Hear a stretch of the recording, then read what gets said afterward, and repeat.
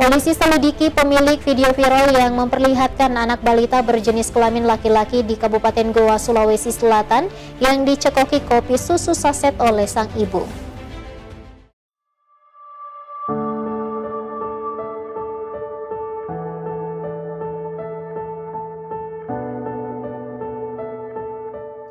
Sebuah unggahan video di media sosial ramai jadi perbincangan di jagat maya hingga sempat disinggung oleh Presiden Jokowi dalam momen Hari Gizi Nasional, di mana dalam video berdurasi singkat ini terlihat seorang ibu memberi minuman yang diketahui adalah kopi susu saset.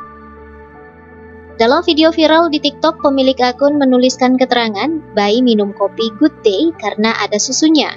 Kemudian pemilik juga menuliskan bahwa setelah minum kopi, anaknya hanya buang air 9 kali dalam sehari. Akibat video tersebut, sang ibu harus berurusan dengan polisi dan saat ini telah menjalani pemeriksaan di Polrestabes. Tim Liputan Selebes TV.